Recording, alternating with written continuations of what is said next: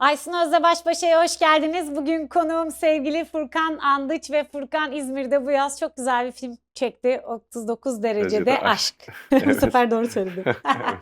Evet. Ve seni şimdi filmle ilgili röportaj çok güzel oldu, çok keyifli oldu ve çok konuştuk Ayça'yla da birlikte. Ama bakalım sen ne cevaplar vereceksin merak ediyorum doğrusu. Son zamanlarda gittiğin ve çok keyif aldığın konser ya da gitmek istediğin ve çok keyif alacağını düşündüğün bir konser. Konser konusunda biraz eksik kaldım ama gitmek istediğim Duman var. Hatta böyle şiddetle gitmek istediğim ama programı bir türlü ayarlayamadığım Can Bonomo'nun konserine gitmek istiyorum. Evet, Can O da Bonomo. listede hala ona da bu son zamanda gidemedim. Niyetlerim bu yönde şimdilik. Evet. Ama işte hem yaz hem kış çalışınca o konser takvimi biraz aksıyor Ya diye hem düşünüyorum. o hem de bazen işte kendi işimizle ilgili de bazen işte tanıtımında olmamız gereken işte etkinlikler oluyor, davetler oluyor vesaire. Sonra dinleneceğin zamanlar oluyor. Kendine ayırdığın vakitler oluyor. Öyle olunca böyle bir Takvimler uyuşmuyor evet o bir türlü sırada. ayarlayamıyorsun. Bazen diyorsun ki okey buna gideyim ama o zaman işle ilgili başka bir şey çıkıyor. O konsere gidemiyorsun. Bizde böyle biraz en azından bende birazcık da programsızlıktan belki kesin net tarih belli olmuyor Evet, hepimizin başına geliyor. Benim de çok istediğim konserler oluyor. Hatta Türkiye'ye geliyor ama o sırada ben yurt dışına gitmiş oluyorum. gibi. Ya da şehir Aynen. dışında oluyorum, gidemiyoruz. O yüzden çok iyi anlıyorum seni. Son zamanlarda yine gittiğin bir sergi ya da böyle favori ressamın var mı? Hani biraz böyle resimle, sergiyle aran nasıl? Emm, Sergiler. Arif Guzman'ın şeyine gitmek istiyorum, resim, sergisine gitmek istiyorum. Onun Hı eserlerini hı. beğeniyorum. Gitmek istediğim müze en son Roma'dayken Ulusal Müze'ye gittim, Pantheon'a gittim. Hı hı. Oraları çok etkileyiciydi benim için.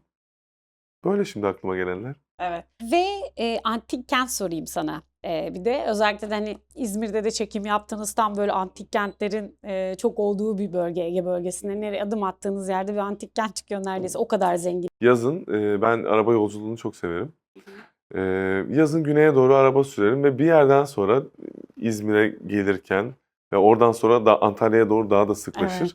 evet. Kahverengi tabela takip ederim. A, ne güzel. Evet, o kadar çok ki şu an isimleri bile aklımda değil ama böyle sadece merakımdan girdiğim zaman açıp bakarım burası neymiş, Hı hı. tarihi neymiş, burada kimler yaşamış vesaire gibi. Ama böyle bu notlarımın arasına aldığım bir şey değil ama bir özel zevkim olarak söyleyebilirim. Antik kent olarak da Kaz Dağları'nda Zeus Tapınağı mıydı orası? Var Doğru mu orada, hatırlıyorum? Orası ama çok antik şehir. güzel. Antik şehir Antalya'da o zaman aşağı Antalya'ya Antalya'ya ineyim. inelim. Em, Patara var. Olimpos. Olimpos, Evet. evet. Patara var. Evet, oraya da gittim. Ama en son Olimpos'a gittim. Hatta annem ve kardeşimle beraber gitmiştik. O da gayet Çok güzeldir beni oraları da. şaşırtan bir antik kentti. Öyle şimdilik Evet aklıma ama, bunlar geliyor. kahverengi tabelaları takip etmek çok güzel Çok bir keyifli. Eğer güzellik. Evet, vaktiniz çok varsa çok keyifli. güzel bir etkinlik Evet. oluyor. Yani çok erken yola çıkmışsanız ve varacağınız yere yani akşam ya da işte gece geç vakitte orada olsam da sorun değil diyorsanız tavsiye ederim. Kesinlikle kahverengi tabelaları takip edin. Ülkemiz o konuda çok zengin. Ve keyifli bir yolculuk oluyor yani. Evet, kesinlikle öyle. Müze soracağım ama söyledin. En son Roma'dayken Ulusal Müze'ye gittim ve bir de Pantheon'a gitmiştim. Oraları güzeldi. Fakat içimde kalan, Hı hı. filmi çekerken de gitmek istediğim Efes Müzesi var. Bir de Ya, yenilendikten evet. sonra Gece de açık artık. evet öyle mi? Evet, gece Onu de açık. geç saate kadar açık olduğunu biliyordum ama gece olduğunu bilmiyordum. Bir de orası da yenilendikten sonra dünyanın en iyi müzesi seçildi. Oradayken gitmediğim için de çok pişmanım. Şu anda bütün pişmanlığımla bunu tekrar etmek de beni biraz üzdü. İlk fırsatta gideceğim ama. Şimdi sana yazar da soracağım tabii. Son okuduğun kitap olabilir, sevdiğin, bir yazar olabilir. Şu an okuduğum, hatta sevgili yönetmenimiz Tunç Şahin'in tavsiye ettiği Yazarın Yolculuğu, Christopher Vogler galiba. Eee, Bir de benim özel, ilgi alanım, merakım, psikoloji.